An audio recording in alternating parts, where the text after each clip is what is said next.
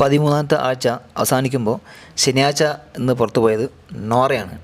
അപ്പോൾ ഞായറാഴ്ച അടുത്ത ദിവസം ഞായറാഴ്ച അടുത്ത് പോകും ആരാണ് എന്നുള്ളത് എല്ലാവർക്കും ഒരു ആകാംക്ഷ ഉണ്ടാകും. അത് ചിലപ്പോൾ ഏറ്റവും കാരണം വോട്ടിംഗ് അടിസ്ഥാനത്തിൽ നോക്കുകയാണെങ്കിൽ പ്രേക്ഷകരുടെ വോട്ടിംഗ് അടിസ്ഥാനത്തിൽ നോക്കുകയാണെങ്കിൽ ഏറ്റവും താഴെ നിൽക്കുന്നത് നാച്ചുറലി നോറയായിരുന്നു. പിന്നെ ശ്രീതുവും പിന്നെ ഋഷിയായിട്ടാണ് ഇങ്ങനെ ഇതുണ്ടായിരുന്നു.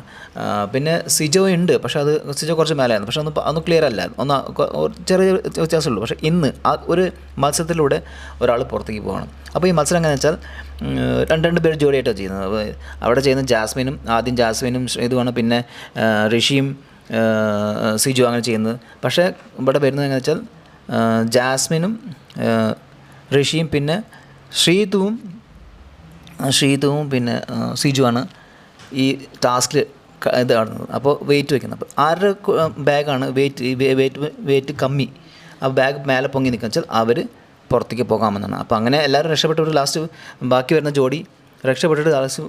ജോഡി ശ്രീതുവും പിന്നെ സിജു തന്നെയാണ്. അപ്പോൾ ഇതിൽ ശ്രീതു ആണ് പുറത്ത് പോകുന്നത് അതോ സിജു ആണ് പുറത്ത് പോകുന്നത്, രണ്ടും.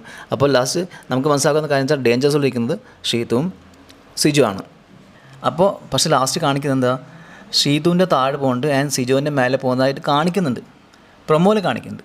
പക്ഷേ ആ പ്രൊമോയിൽ കാണിക്കുമ്പോൾ പിന്നെ ശ്രീതുവിൻ്റെ ബാഗ് മേലെ പോയി നിൽക്കുന്നതാണ്. അപ്പോൾ എന്താ അത് കഴിഞ്ഞ ശേഷം ഇങ്ങനെ അർജുൻ ഭയങ്കര ഡെസ്പായിട്ട് അതേപോലെ ഫീലിംഗ് ആയി നിൽക്കുന്നത് കാണിക്കുന്നുണ്ട്.